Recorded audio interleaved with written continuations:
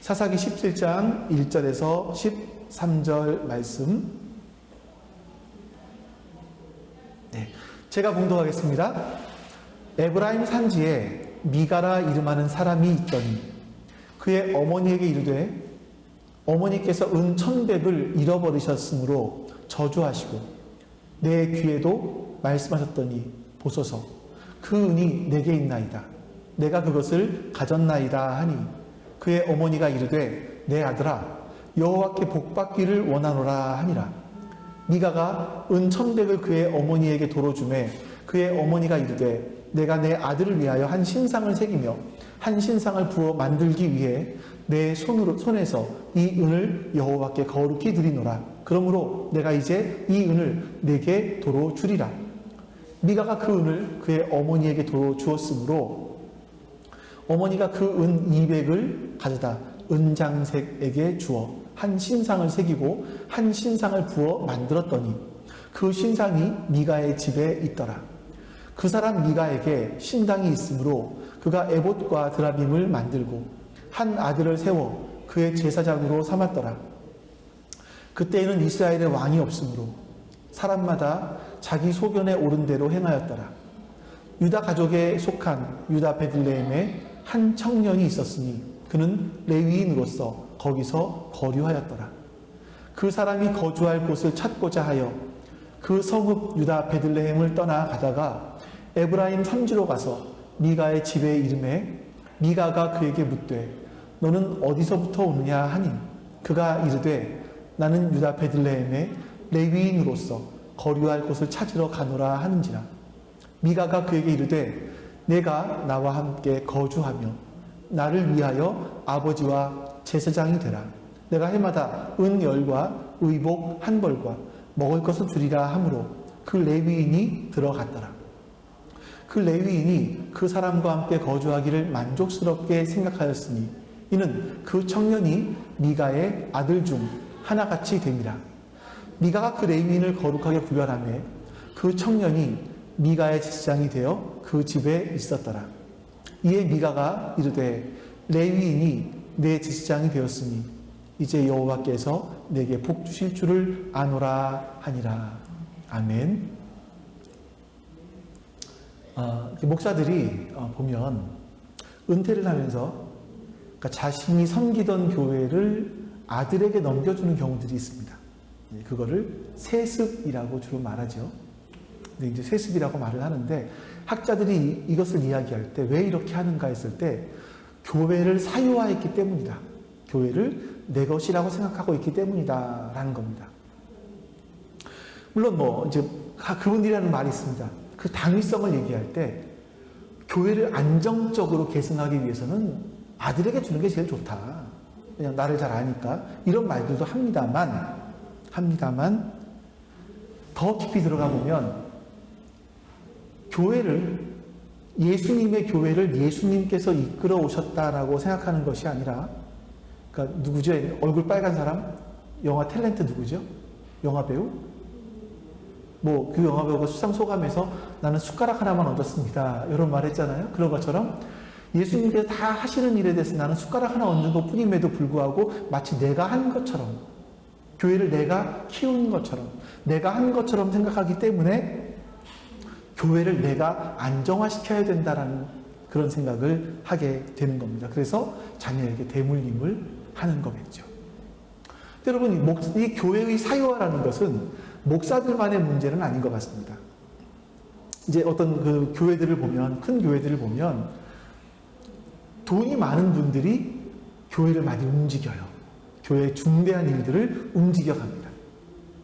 돈이 많은 장로님, 돈이 많은 권사님들이 교회의 중대한 일들을 이렇게 좌지우지하는 경우들을 보기도 하고, 때로는 그런 분들이 목사를 내보내기도 하고 받아들이기도 하고, 이런 일들을 하게 되는 걸 종종 우리가 보게 됩니다.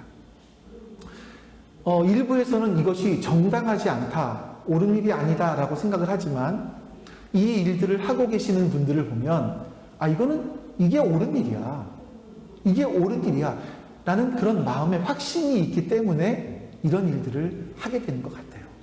다시 말하면 자기 마음으로 생각해 보니까, 자기 소견으로 보니까 이게 옳아. 이런 거죠. 이래서 이 일들을 하게 되는 거겠죠. 오늘 사사기에 나오는 한 가정, 미가라는 사람의 가정을 통해서 우리는 자기 소견에 옳은 대로 살아갔던 사람들의 모습을 볼 수 있습니다. 그리고 오늘 우리는요, 이 자기 소견에 옳은 대로 산다라는 것이 무엇인가라는 부분들을 한번 살펴볼 수 있을 것 같아요. 오늘 본문을 통해서 우리는 두 가지의 자기 소견에 옳은 대로 살아가는 삶의 모습 두 가지를 볼 건데, 자기 소견에 옳은 대로 살아가는 게 뭘까? 첫 번째, 하나님을 우상화하는 겁니다. 하나님을 우상화. 여러분, 사람들이 우상을 왜 만들까요? 이거 여러분 잘 생각해 보셔야 돼요. 제가 진짜 그거 이렇다라는 사람의 심리를 볼 때, 그렇구나, 이런 것 때문이구나라는 하는 글을 봤어요. 사람들이 우상을 만드는 이유는요, 시간에 대한 두려움 때문이래요. 시간에 대한 두려움. 자, 이게 무슨 말이냐면, 미래의 시간은 아직 우리에게 오지 않았잖아요. 미래에 어떤 일이 일어날지 우리는 몰라요. 그러니까 그 시간이 두려운 겁니다. 그 사람들이 지금 이 시대를 본다면, 집을 막 젊은 사람들이 20대, 30대가 영끌해서 영혼까지 끌어모아서 집을 사려고 하는 이유가 뭐겠습니까? 미래에 대한 불안감. 주식을 투자하고 비트코인을 사려고 하는 이유가 뭐겠습니까? 미래에 나는 돈이 없으면 어떡하지 하는 불안감. 사람들이 그 많은 월급에서 보험을 띄워놓는 이유가 뭐겠습니까? 내가 건강이 안 좋아져서 내 병원비를 어떻게 하지? 하는 그런 미래에 대한 불안감. 결국 사람들은 이런 미래에 대한 불안감을 가지고, 불안감 때문에 그것을 눈에 보이는 가시적인 무엇으로 만든다는 거죠. 그것이 집이 되기도 하고, 주식이 되기도 하고, 보험 증서가 되기도 하면서, 그것을 보면서 사람들은 안심하려고 한다는 거예요. 그걸 보면서 안심. 성경은 그걸 가리켜서 뭐라 그러냐면 우상이다라고 하는 거예요. 이 학자는 이런 사람들의 미래에 대한, 시간에 대한 불안감을 뭐라고 표현했냐면 시간의 공간화라고 표현했습니다. 어떤 시간은 내 손에 잡히지 않는 거지만 이거를 내 안에 공간화, 내 가시적으로 이걸 만들어서 내 눈으로 보면서 안심하려고 하는 그런 사람의 심리를 얘기하는 거죠. 출애굽기 32장에 보니까 이스라엘 사람들이 아론에게 부탁을 해요. 이제 이스라엘 사람들이 아론에게 부탁을 해서 금송아지를 만들죠. 모세가 이제 그 10계명을 받으러 올라가서 내려오지 않자 금송아지를 만들어요. 그러니까 눈에 보이지 않는 하나님이 아니라 눈에 보이는, 가시적으로 눈에 보이고 사람의 손에 잡힐 수 있는 그 하나님을 만들고 싶은 거예요. 그 하나님을. 그래서 그 하나님을 만들고 내가 불안할 때마다 내 눈으로 그 하나님을 보면서, 하나님은 있어, 이걸 보면서 아직 가보지 않은 가나안 땅으로 들어가는, 그 미지의 세계로 들어가는 그 불안감을 해소해 보려고 하는 거죠. 근데 여러분, 이게 문제가 뭐냐면, 사람들에게 다 이런 심리가 있는데 이건 하나님께서 원하시는 거 너무나 다른 거죠. 왜 다르냐면, 하나님께서 아브라함에게 이렇게 말씀하십니다. 아브라함아, 너는 내 본토 친척 아버지의 집을 떠나서 내가 내게 지시할 땅으로 가라. 어딘지 몰라요. 그 땅은 어딘지도 몰라요. 미지의 세계예요. 아직 가보지 않은 그 땅. 그 미지의 세계에서, 그 미지의 시간 속에서는 어떤 일이 일어날지 우리는 몰라요. 그 불안감이 있잖아요. 하나님께서 뭐라고 말씀하시냐면, 그 불안한 세계, 그 불안한 시간 속에서 우리로 하여금 하나님을 전적으로 신뢰해요. 하나님을 신뢰해야 돼요. 잠깐만요. 하나님을 신뢰해야 돼요. 하나님은 그 미지의 시간에 대해서 하나님을 전적으로 신뢰하며 앞으로 나아가라 라고 말씀하시는 거죠. 여러분, 그런데 그 알 수 없는 미래가 주는 불안감 때문에 눈에 보이는 무언가를 만들어서 그것을 붙들고 싶어하는 그 마음, 이것이 사람이 우상을 만드는 심리라는 겁니다. 좀 이해가 되세요? 우상을 사람들이 만드는 심리가 이해가 되세요? 네. 하나님이 그걸 기뻐하시겠냐고요. 네? 하나님이 기뻐하시겠습니까? 하나님을 신뢰하지 않는 건데요. 자, 오늘 본문에 보시면 이제 미가의 가정 역시 미래에 대한 불안감 때문에 하나님을 우상화해가는 모습들을 볼 수 있어요. 이게 우리의 삶에도 동일하게 나타날 수 있는 부분들입니다. 한번 여러분 잘 보셔야 돼요. 우리 1절과 2절 말씀 보겠습니다. 1절과 2절 말씀, 제 영상 화면 공유하겠습니다. 성경 보셔도 되고요. 1절과 2절. 에브라임 산지에 미가라 이름하는 사람이 있으니 그의 어머니에게 이르되 어머니께서 은천백을 잃어버리셨으므로 저주하시고 내 귀에도 말씀하셨더니 보소서 그 은이 내게 있나이다. 내가 그것을 가졌나이다 하니 그의 어머니가 이르되 내 아들아 여호와께 복받기를 원하노라 하니라. 에브라임 산지, 이 북쪽, 좀 이스라엘의 북쪽입니다만 에브라임 산지에 미가라는 사람이 살고 있었어요. 미가의 어머니가 어느 날 미가의 어머니가 은 1100세겔을 잃어버립니다. 혹시 여러분 은 1100세겔이라고 기억나는 거 있어요? 누구 기억나지 않으세요? 들릴라가 기억나죠. 들릴라. 블레셋 5지파가 연합을 해서 들릴라에게 우리 각 지파에서 은 1100세겔씩 줄 테니까 삼손이 무엇 때문에 힘을 쓸 수 있는지 그걸 좀 알려다오. 그래서 이 한 국가가 청탁하는 금액이에요. 그러니까 이건 사실 엄청나게 큰 금액이거든요. 근데 미가의 어머니가 이 돈을 잃어버렸어요. 그래서 너무나 화가 나는 겁니다. 찾을 수는 없고. 그래서 이제 아마 그 어머니가 누군지는 모르지만 이 내 돈을 훔쳐간 놈을 가리켜서 막 저주를 퍼부은 것 같아요. 저주의 말을 막 온 신의 이름을 다 동원해서 저주의 말을 퍼부은 것 같아요. 그거를 누가 들었습니까? 미가가 들었어요. 내 귀에도 말씀하셨더니 내 귀에 들립니다. 자, 그러자 미가가 두려운 거예요. 큰일 났다. 돈을 내가 훔쳐갔는데, 어머니 돈을 자기가 훔쳐갔대요. 돈을 내가 훔쳐갔는데 어머니가 저주한 저주가 나한테 임하면 어떡하지? 그러니까 두려운 거예요. 그래서 돈을 돌려드리면서 어머니에게 이실직고를 합니다. 그 엄마의 마음이 어때요? 자식이 그 저주받는 게 좋겠습니까? 그래서 재빨리 저주를 거둬들여요. 뭐야? 네가 훔쳐갔다고? 네가 저주받으면 안 되지. 너는 하나님께 복받기를 원한다. 여호와께 복받기를 원한다. 이게 이제 1절과 2절 말씀이에요. 이렇게 기록되어 있으면 이 내용이 1절과 2절에 있는 말씀입니다. 그러면서도 이게 찝찝한 거죠. 혹시나 하나님께서 내가 너를 복받기를 원한다라고 말했지만 저주한 게 더 세서 저주받으면 어떡하지? 하는 그런 불안감들이 있는 거죠. 그래서 뭘 하냐면 우리 하나님께 은을 드려서 그걸 가지고 신상을 만들어 하나님께 드리자. 또 이렇게까지 말하는 거예요. 3절 말씀 보겠습니다. 3절. 미가가 은 1100을 그의 어머니에게 도로 주매 그의 어머니가 이르되 내가 내 아들을 위하여 한 신상을 새기며 한 신상을 부어 만들기 위해 내 손으로 이 은을 여호와께 거룩히 드리노라. 그러므로 내가 이제 이 은을 내게 도로 주리라.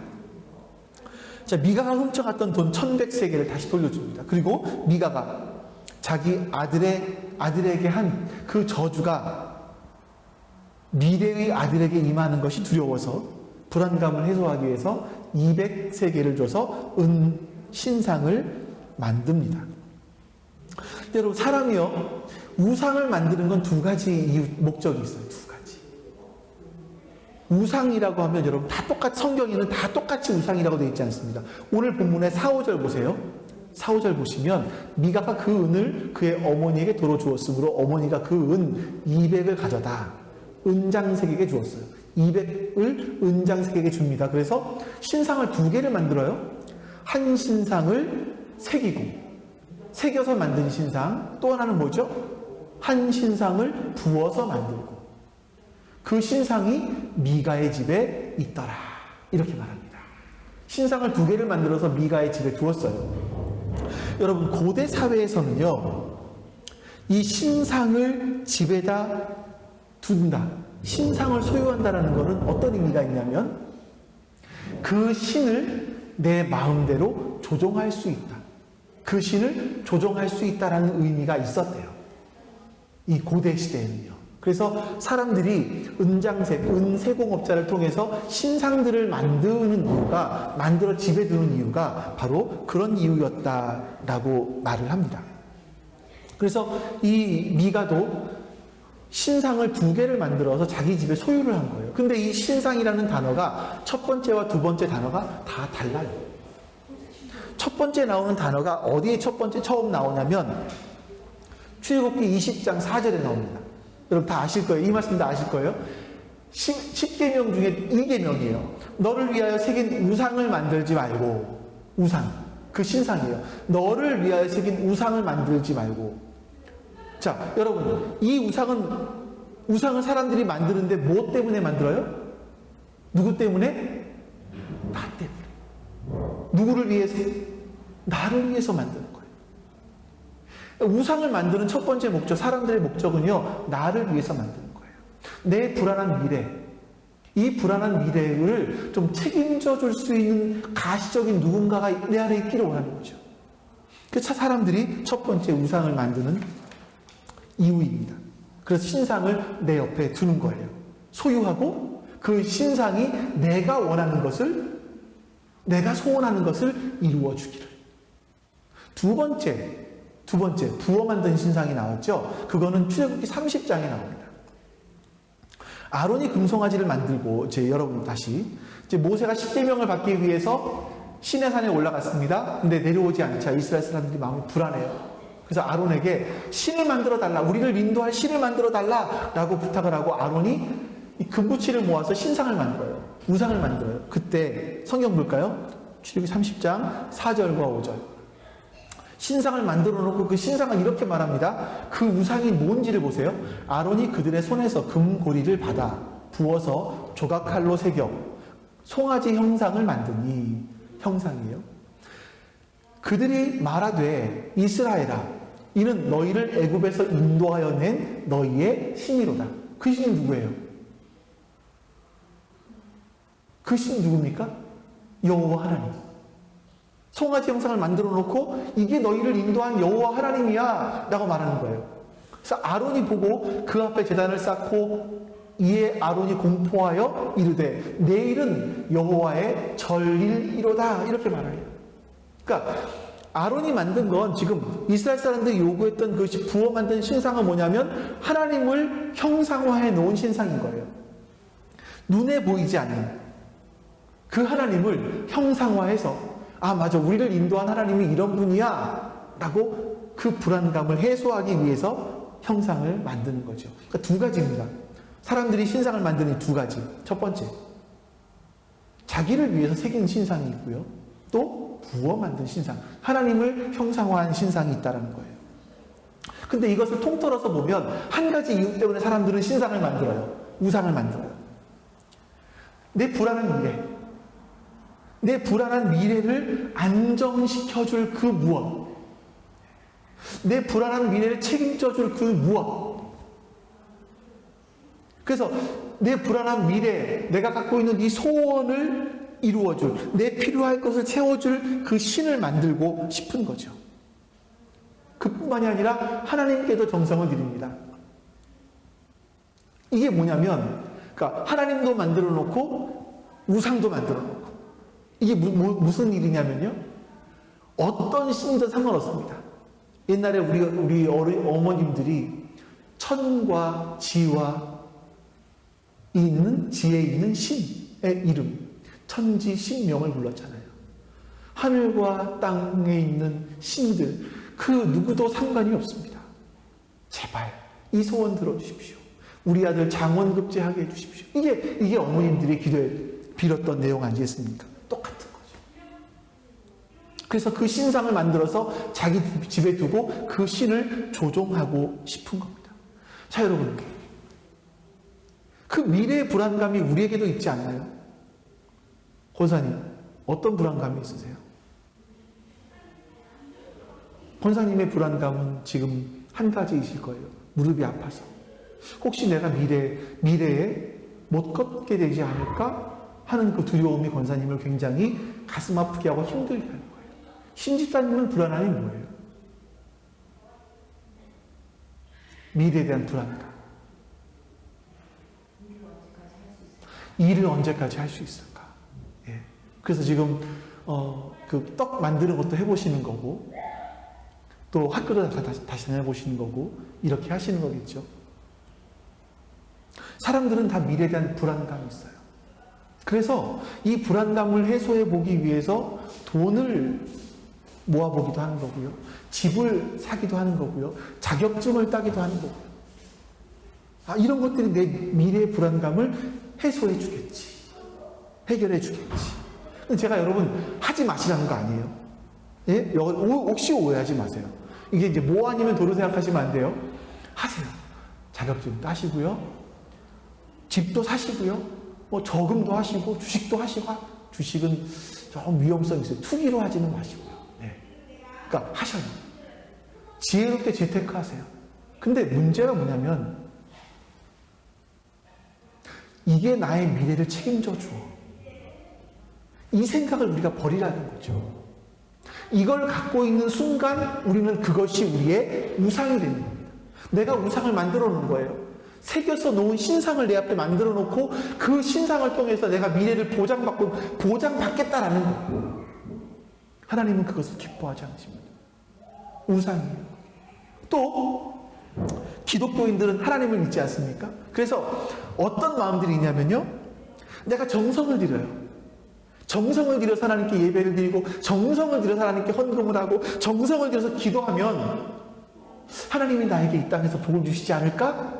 하는 그런 생각들을 해요. 그런 생각을 해요. 이게 잘못하면 하나님 앞에 하나님을 우상으로 만들 수도, 우상화할 수 있는 부분들이라는 거죠. 이게 원래 뺐었는데 해도 괜찮을 것 같아서 지난 수요일인가 화요일인가 이제 인도로 선교를 떠나시는 선교사님이 있었어요. 그 선교사님이 우리 교회를 잠깐 방문하셨습니다. 한 달 정도 있으면 이제 인도로 선교를 떠나시는데 세 가족이 떠나요. 3명이 떠나요. 한 가족. 선교사님과 사모님과 딸 9살인 거예요. 이 9살짜리가 같이 선교사로 인도로 떠나야 된대요. 그래서 이런저런 이야기를 하다가 이제 갔어요. 그래서 앞에까지 나가서 배웅을 하는데 이분한테 뭔가 해드리고 싶은 거예요. 너무나 뭔가 해줬으면 좋겠다 싶어서 그때 마침 제가 이제 블루투스 이어폰이 있는데 그게 좀 별로 성능이 너무나 많이 떨어졌어요. 그래서 이걸 하나 새로 샀으면 좋겠다 하고 한 7, 8만 원 정도를 모아놓은 게 있었습니다. 그래서 이걸 가지고 그래 뭐 이거 난 유선 이어폰 쓰면 되지 뭐 하고서는 선교사님께 이제 한 10만 원 좀 드려야겠다 하고서는 저에게 준 계좌번호에서 이 10만 원을 보내드렸어요. 자, 여러분 그러면 어떤 마음이 듭니까? 마음 한편에 이게 제 속마음을 그대로 얘기하는, 표현하는 거예요. 뿌듯함이 있어요. 또 한편에 하나님 잘했죠? 좀 복받을만 하겠죠? 라고 생각을 했는데 그때 퍼뜩 떠오르는 그 복들이 뭐였냐면 세상적인 것들인 거예요. 그러니까 그 이후에 저의 마음속에 든 마음이 뭐냐면 너는 어떻게 영적인 일을 해놓고 그것을 육적인 일로 바꿔버리려고 하니? 이런 생각이 딱 드는 거예요. 네가 영적인 일을 했으면 그것이 하늘의 상급으로 쌓이기를 원해야 되는데 어떻게 그것이 이 땅에서 뭔가로 쌓이기를 원하니? 하는 그런 생각이 저한테 드는 거예요. 자, 여러분, 우리가 하나님 앞에 정성을 들여요. 하나님 앞에 지성을 들여서 뭘 원합니까? 이 땅에서 나의 안에 뭐가 채워지기를, 내가 이 안에 해결되기를 원하는 그런 마음들이 있단 말이죠. 그래서 오늘 부른 찬송 중에 마지막에 오직 예수님밖에 없습니다. 사실은 우리 안에 진짜 예수님밖에 없어요. 예수님이 나를 만들어 가세요. 우리가 첫 번째 부른 찬송처럼 고난을 통해서 예수님을 만들어 가세요. 우리는 그 만들어진 모습을 가지고, 거룩하여진 모습을, 가장 최고로 거룩하여진 모습을 가지고 하나님께 가는 거예요. 하나님은 우리 그걸 원하시는 거죠. 그걸 원하시지, 하나님께서 우리에게. 보세요. 이 미가가 얼마나 하나님께 지성을 드렸나 한번 또 보세요. 이 미가라는 사람은요, 자기 집에다가 여호와의 집을 만들어 놓았어요. 여호와의 집. 신당을 만들어 놨어요. 신당. 그 신당을 원문으로 보니까 베이트 엘로힘이라고 되어 있어요. 이 말은 뭐냐면, 엘로힘 들어보셨죠? 베이트는 집이에요. 하나님의 집. 하나님의 집. 그러니까 이게 지금 우리가 이거 쉽게, 이 사람은 믿음이 좋아서, 신심이 좋아서 집에다가 기도처를 만들어 놨구나, 이게 아니고요. 이 베이트 엘로힘이라고 하는 단어는, 하나님의 집은 어떤 데 쓰느냐면, 하나님께 예배 제사 드리는 장소, 이스라엘은 아무 데서나 제사 못 드리거든요. 하나님의 성전을 가리켜요. 자기 집에다가 성전을 마음대로 만들어 놓았습니다. 그리고 뭘 놓냐면, 에봇을 만들어 놔요. 에봇은 뭐 할 때 쓰는 거죠? 누가 입는 거죠? 제사장. 뭐 할 때? 제사 드릴 때. 하나님께 제사 드릴 때 제의를 위해서 입는 옷이 에봇이에요. 그리고 또 뭐 하냐면 에봇 안에는 뭐가 있었습니까? 우림과 둠밈이 있었어요. 하나님, 무엇이 하나님의 뜻이지요? 그러면서 이게 뭐 막대기였었을지 돌멩이였었을지는 모르지만 그것을 꺼내서 안 보이게 딱 꺼내서 하나님의 뜻이 뭡니까? 라고 물어요. 이게 우림과, 그 에봇 안에 있는 우림과 둠밈의 모습이에요. 두 가지요. 제의, 그리고 하나님의 뜻을 물을 때, 신탁을 물을 때 두 가지를 사용을 합니다. 또 이 미가가 만들어 놓은 게 뭐냐면 드라빔이에요. 이게 참 애매한 거예요. 보세요. 드라빔은 뭔 기억하십니까? 드라빔이 언제 처음 나왔죠? 야곱이 삼촌 집에 도망갔다가 야곱 삼촌의 딸들과 결혼하죠. 막 도망 나옵니다. 도망 나오면서 야곱의 부인이 뭘 가져 나옵니까? 자기 아버지 드라빔을 갖고 나온단 말이에요. 드라빔이 뭐냐면 가정의 수호신이기도 했고 점쳐주는 도구였어요. 가정에서. 그러니까 이 두 가지의 공통점이 뭐냐면, 이건 학자들이 이런 말을 하진 않았어요. 제가 추측해낸 거예요. 추측한 건데, 에봇도 그렇고 드라빔도 그렇고 다 점을 친단 말이죠. 이게 무슨 생각이 드냐면요, 이런 거죠. 하나님, 그러니까 에봇을 딱 입고 이제 이 미가가 자기 집에 신당 만들어놨죠. 에봇 만들어놨죠. 그리고 뭘 하냐면 자기 아들을 제사장으로 삼아버려요. 그냥 레위인도 아닌데 에브라임 사람인데 제사장으로 만들어놔버려요. 그리고 아마 이 아들에게 입히지 않았겠습니까? 에봇을 만들어서 입혀놓고 묻는 거죠. 하나님께서 이 일을 하라고 하시지 말라고 하실까? 그러면 이제 말라고 하시는데요? 이러면 그래? 이거 꼭 해야 되는데 그러면 우리 드라빔에게 물어보자. 뭔지 아시겠죠, 여러분? 우리 속마음 아니에요, 사실이요? 예, 우리 속마음이에요. 또 묻는 거예요. 그럼 예스 나오면 이건 해도 되는구나. 드라빔에게 제사를 지내고 그 일을 하는 거예요. 하고 싶은 거죠. 하고 싶은 일을 하는데 그 신이 그 일에 동조해 주기를 원하는 거죠. 이런 것이 아니었을까 하는 추측도 해봅니다. 자, 여러분, 이렇게 미가는요, 완전히 자기 마음대로 해요. 완전히 자기 마음대로 해요. 자기 마음대로 아들을 제사장으로 삼고 거기다가 에봇도 갖다 놓고 그 자기 집에다가 신당을, 하나님의 집을 만들어 놓고 거기다가 에봇도 만들어 놓고, 에봇은 뭐 어쨌든 하나님과 관련된 것이지만 드라빔도 만들어서 그 안에 집어넣고 자기 마음대로 제사 드리고 하나님께 묻기도 하고, 이런 일을 미가가 한단 말이에요. 완전히 자기 마음대로죠. 성경에서 뭐라고 하는지 보세요. 제가 지금 한 번도 안 뺐어요. 근데 이제 이걸 줌으로 보시는 분들은 제가 한 번도 안 나와서 그냥 조그맣게 보셨을 것 같은데, 6절 말씀을 한번, 사사기 17장 6절 말씀을 같이 한번 읽어보겠습니다. 자, 시작. 그때에는 이스라엘에 왕이 없었으므로 사람마다 자기 소견에 오른 대로 행하였다. 자, 사사기의 처음 시작도 마찬가지고 마지막까지도 이 말이 등장하는데, 오늘 본문에도 이 말씀이 등장을 합니다. 사람들 그때에는 이스라엘에 왕이 없었으므로, 그러니까 이스라엘에 왕이 없다는 얘기가 아니라 이스라엘 사람들이 하나님을 왕으로 삼지 않았기 때문에 자기의 소견에 오른 대로 했다. 그래서 내 불안한 미래에 대해서 이 불안한 미래를 좀 안정화시켜줄 그런 소원을 들어주는 그런 것들을 만들기도 했던 거죠. 하나님을 그런 우상으로 전락시켜 놓는 겁니다. 여러분, 다시 한번 반복해 볼게요. 우리가 신앙생활을 하는 이유가 뭡니까? 내가 신앙을 갖고 신앙을 하는 이유가 뭐죠? 내 소원을 하나님께 아뢰서 하나님께서 그걸 들어주시고 그로 말미암아 나의 불안한 미래가 해결이 되고 내 미래가 평탄하게 이루어지기를, 이것이 우리의 신앙의 목적은 아닙니다. 그걸 위해서 정성 들여 예배하고 정성 들여 헌금하고 정성 들여 기도하고 이런 거는 하나님을 우상화하는 거죠.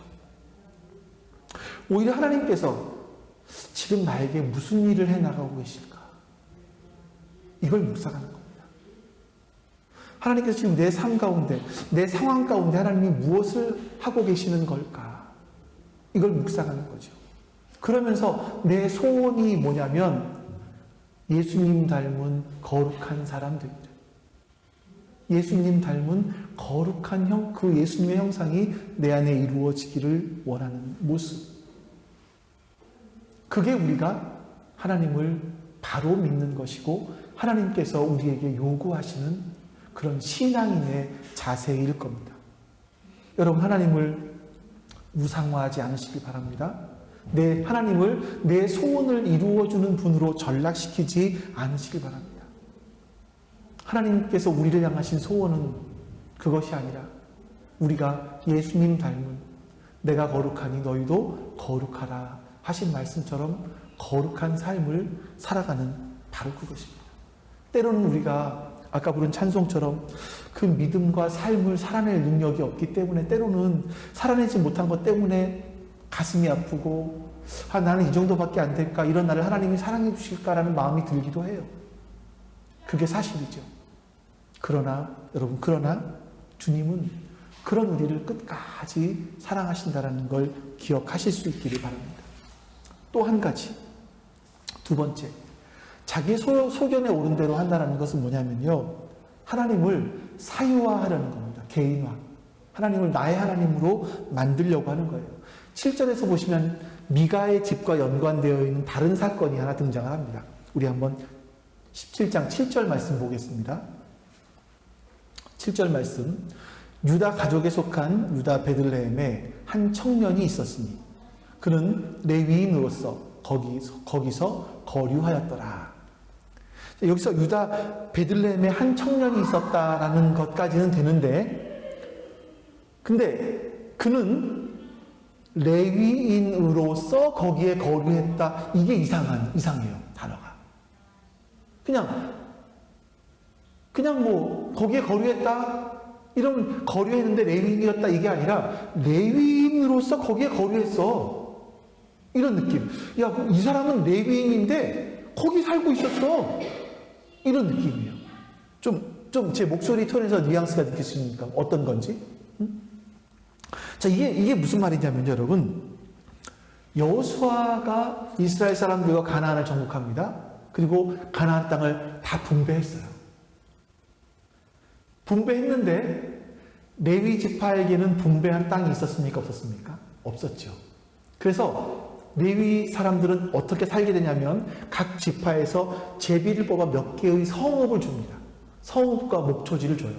그래서 그것이 총 48개. 그러니까 이스라엘 전역에 있는 그 각 곳곳마다 성읍에서 레위 지파는 흩어져서 살았습니다. 한 지파로 모여 살지를 레위 지파는 못했죠. 자, 근데 문제가 뭐냐면요, 이 여호수아서 21장에 보면 레위 지파가 받은 성읍의 이름들이 나오는데 그 중에 베들레헴은 없어요. 이게 왜 문제냐면 지금 이 레위인 청년은요, 자기에게 주어진 그 성읍에 살지 않고 베들레헴이라는 곳에 살고 있는 거예요. 그래서 지금 사사기 기자가 하는 말이 뭐냐면, 야, 근데 그 레위인은 그 레위인인데 베들레헴에 거류하고 있었어. 이상하지 너희들. 이렇게 말하고 있는 거죠. 이 말씀을 통해서 우리가 그 당시의 상황을 좀 엿볼 수 있습니다. 이게 뭐냐면요, 레위 지파는 농사를 지을 수 있습니까? 없어요. 왜냐하면 자기의 유업이 없어요. 땅이 없어요. 그냥 근근히 먹고 살 수 있는 목초지만 주었습니다. 그러니까 레위 지파가 잘 먹고 잘 살기 위해서는 뭐가 있어야 될까요? 제사를 많이 드려야 되는 거예요. 제사. 사람들이 제사를 드리기 위해서 많이 찾아와서 화목제도 드리고 화제도 막 이렇게 하면, 소제도 드리고 하면 그것이 레위인들의 양식이 되는 거죠. 근데 사람들이 점점 하나님을 떠나기 시작합니다. 제사의 수가 줄어들어요. 그런데 거의 반대로 레위인들은 자식을 낳을 거 아니겠습니까? 자식들을 낳으니까 레위인의 숫자는 점점 조금씩 늘어가요. 제사를 지내는 숫자가 줄어드니까 양식은 줄어들고 레위인 숫자는 많아지고, 결국 레위인들이 먹고 살기가 힘들어지는 거예요. 그럼 어떻게 할까요? 하나님께서는 그 성읍들에 살아라. 거기는 도피성도 포함되어 있어요. 이스라엘 사람들이 억울한 일을 당해서 도망갈 수 있는 그 도피성도 거기 있었고, 그것이 레위 사람들이 해야 될 일이었습니다. 그런데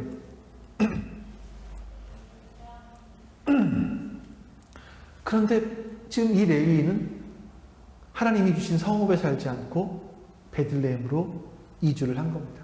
왜 그랬겠습니까? 먹고 살기 위해서. 먹고 살기 위해서. 이 레위인 청년이 베들레헴까지 이주를 갔다가 거기도 먹고 살기가 힘든 거예요. 이제 왜 그랬을까 상상을 해보면, 이 레위 베들레헴으로 이주한 사람들이 이 레위인 청년 한 사람만이었겠습니까? 여러 사람들이 있었죠.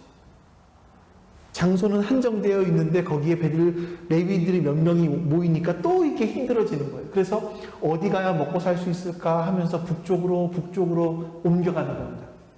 거주한 게 아니라 거류했어요. 그래서 이제 거류하면서 북쪽으로 옮겨가다가 어디까지 가냐면 미가의 집이 있는 에브라임 산지에 도착을 합니다. 사사기 17장 8절에서 10절까지 말씀 제가 읽어보겠습니다. 그 사람이 거주할 곳을 찾고자 하여 그 성읍 유다 베들레헴을 떠나 가다가 에브라임 산지로 가서 미가의 집에 이르매, 미가가 그에게 묻되 너는 어디서부터 오느냐 하니 그가 이르되 나는 유다 베들레헴의 레위인으로서 거류할 곳을 찾으러 가노라 하는지라. 미가가 그에게 이르되 내가 나와 함께 거주하며 나를 위하여 아버지와 제사장이 되라. 내가 해마다 은열과 의복 한 벌과 먹을 것을 주리라 하므로 그 레위인이 들어갔더라. 자, 미가가 다시 설명드려 볼게요. 미가가 레위 청년을 만나서 협상을 하는 겁니다. 협상. 너 어디 가고 있니? 네, 이러이러해서 생계 때문에 가고 있습니다. 했더니 그러면 너 생계 때문에 떠돌아다니지 말고 우리 집에 와라. 우리 집에 와서 제사장이 되어줘라. 그럼 내가 은과 의복을 줄게. 먹을 것도 해결해 줄게. 우리 집에 와서 제사장이 되고 아버지가 되어줘라. 이렇게 얘기를 합니다. 자, 여러분, 레위인의 입장에서는요, 내가 어디를 가야 제사를 드려주고 먹을 양식을 얻을 수 있을까? 이러다가 이 미가가 이런 제안을 해주니까 이게 직업이 이제 안정되잖아요. 먹을 것이 보장되었잖아요. 얼마나 좋겠습니까? 근데 미가의 제안은요, 레위인의 경제 사정을 고려해서 배려해준 자비로운 행동은 아닙니다. 제사장을 사유화하겠다라는 거예요. 자기가 마음대로 비서처럼 부리겠다라는 거죠. 내가 원할 때 하나님께 제사 드리고 내가 필요할 때 하나님께 뜻을 구하고 이렇게 하겠다라는 의미인 겁니다. 자, 성경은 이런 미가의 모습을 가리켜서 이런 제사장의 모습을 가리켜 딱 두 가지로 이야기를 해요. 보죠. 11절 말씀 보겠습니다. 그 레위인이 그 사람과 함께 거주하기를 만족하게 생각하였으니 이는 그 청년이 레위인 청년이 뭐가 됐습니까? 미가의 아들 중 하나같이 됩니다. 여러분, 아들 중에 하나같이 되었으면 좋은 거죠. 얼마나 이 미가가 잘 대해줬다는 얘기입니까? 그런데 그게 아니에요. 레위인 청년을 자기 집으로 제사장이 처음 이렇게 받아들일 때는요, 뭐라고 말했냐면 우리 집에 제사장이 되어주고 아버지가 되어주십시오. 아버지는 어른이거든요. 하나님께서 제사장을 통해서 말씀하시니 우리 집에 어른이 되어서 그 하나님의 말씀을 전하여 주시고 우리 가정이 그 말씀으로 움직여가게 해주십시오라는 그런 뜻이었어요. 근데 이제는 아들처럼 되었습니다. 그 말은 뭐냐면 누구의 말을 들어요? 미가가 제사장의 말을 듣는 것이 아니라 이제는 제사장이 미가의 말을 듣는 사람이 되는 거죠. 아들과 같이 되어버렸어요. 그래서 하나님께 제사장 이제 내가 이런 일을 해야 되는데 하나님께 이것 좀 기도해줘. 그러면 기도해주는 사람인 거예요. 마치 요즘에 어떤 일부 드라마에 보면 아주 굉장히 돈이 많은 재벌들이 어떤 교회에 가서 자기를 위해 예배 드려주고 막 이런 모습들, 이런 것과 비슷해 보이지 않습니까? 이게 바로 하나님을 사유화하는 거예요. 나의 하나님으로. 나의 하나님은 참 좋은 의미인 것 같은데, 이걸 가리켜서 하나님께서는 성경에서 아주 꼬집어서 말씀하십니다. 이 12, 13절 말씀을 같이 읽어야 될 것 같아요. 12, 13절. 시작. 미가가 그 레위인을 거룩하게 구별하며 그 청년이 미가의 제사장이 되어 그 집에 있었더라.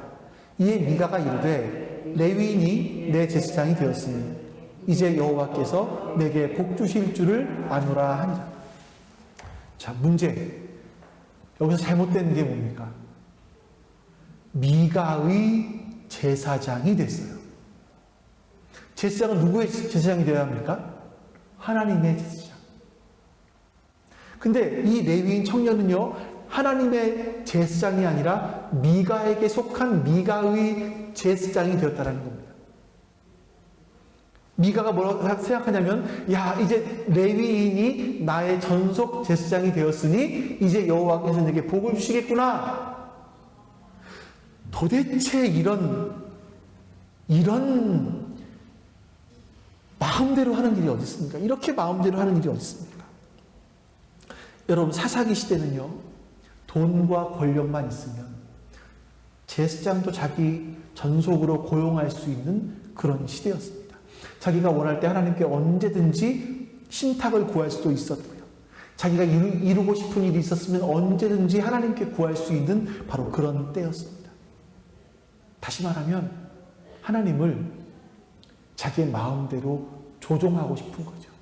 나의 불안한 미래, 이 미래를 하나님을 통해서 해결해 보고 싶었던 겁니다.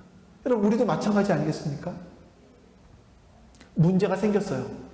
그러면 보통 뭐부터 시작을 하나요? 새벽기도부터 시작을 하죠. 새벽기도 했는데 그래도 안 돼요? 철야기도 합니다. 안 돼요? 금식합니다. 그래서 하나님의 보좌를 흔든다고 우리가 말을 하는데, 하나님이 너무나 어지러워서 이제 그만해, 그만 흔들어라, 어지럽다, 내가 네 소원 들어줄게, 이걸 원하는 건지 모르겠습니다. 자, 여러분, 이런 게 도대체 뭐가 문제일까요? 여러분, 혹시 기억하십니까? 요즘 매스컴에 가장 많이 오르내리는 청년이 하나 있어요. 유명 연예인이 하나 있습니다. 이름은 밝히지 않겠습니다. 이 사람이 스캔들이 터진 이후에 한 프로그램에서 통편집이 돼요. 완전히 사라졌습니다. 분명히 같은 시간에 자기 동료들과 함께 그 영상들을 찍었는데, 우리의 방송에 보여지는 화면에서는 그 사람은 다 잘려나갔어요. 제가 이걸 보면서 이런 생각이 들어요. 우리도 이럴 수 있지 않겠나? 예? 이럴 수 있지 않겠나 싶은 거예요. 자, 오늘 여러분 우리 예배 드렸잖아요. 여기 유튜브며 줌이며 이 자리에 나와서 예배 드렸잖아요. 하나님, 나 2021년 10월 30일 날 하나님께 예배 드렸는데요, 하나님께서 뭐라 그러시냐면, 편집! 나 모르겠는데? 너 예배 드린 거 모르겠는데?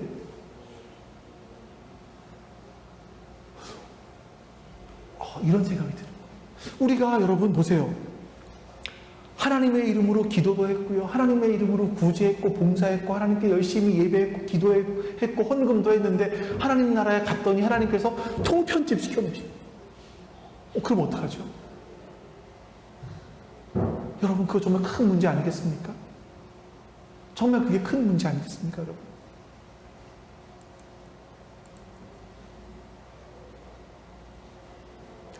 하나님의 역사책에서 나의 삶이, 내가 하나님을 위해서 했다고 생각했던 그 삶들이 통편집되어 있다. 주의 이름으로 병자를 고치고 주의 이름으로 기적을 하겠지만 하나님께서 내가 너를 모르겠다라고 말씀하신다면 어떡합니까? 왜 그렇게 하실까요? 왜 그런 말씀을 하실까요?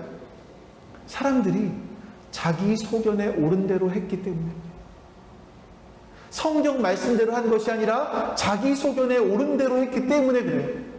그럼 우리 어떻게 됩니까, 여러분? 답은 한 가지예요. 답은 한 가지예요.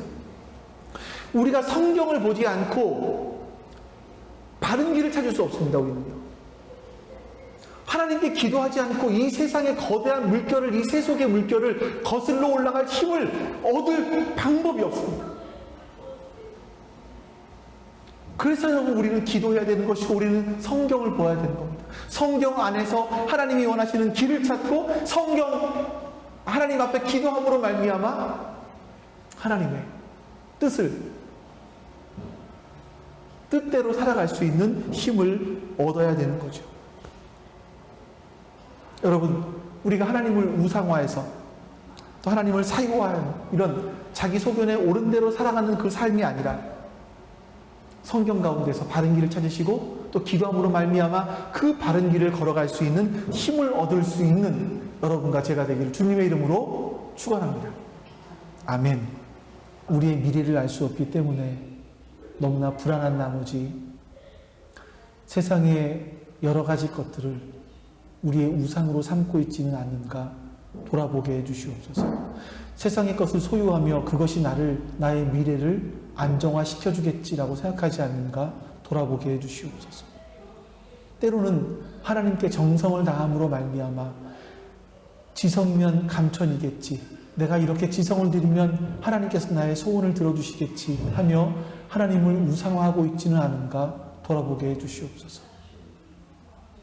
오히려 하나님, 나의 상황들을 바라보며 하나님께서 나에게 왜 이런 상황을 주셨고 나에게 원하시는 것이 무엇인지, 이 상황들을 통해서 어떻게 더 주님께 가까이 나아갈 수 있고 더 거룩하여질 수 있을 것인가를 기도해보게 해주시옵소서. 아버지 하나님, 그로 말미암아 오늘이 지나고 내일이 되었을 때, 이 달이 지나고 다음 달이 되었을 때, 올해가 지나고 내년이 되었을 때 우리가 더 거룩하게 해주시옵소서. 예수님 닮게 해주시옵소서. 그렇게 하여 주실 것을 믿사오며 감사드리며 우리 주 예수 그리스도의 이름으로 기도하옵나이다. 아멘. 여호와는 내게 복을 주시고 너를 지키시기를 원하며 여호와는 그 얼굴을 내게 비추사 은혜 베푸시기를 원하며 여호와는 그의 얼굴을 내게로 향하여 드사 평강 주시기를 원하노라. 이제는 우리를 위해 십자가에 죽으신, 우리의 부족함도 다 감내하시며 십자가를 지신 예수 그리스도의 은혜와 우리의 이 부족함을 감싸 안으시고 우리를 하나님께로 인도하기 위해서 예수 그리스도를 보내신 그 아버지 하나님의 사랑하심과 우리로 하여금 거룩의 길로 나아갈 때에 힘을 주시고 인도하시는 성령 하나님의 도우심이 지금 주 앞에 예배한 모든 하나님 백성들 머리 위에 지금부터 영원토록 함께 하시기를 간절히 축원하옵나이다. 아멘.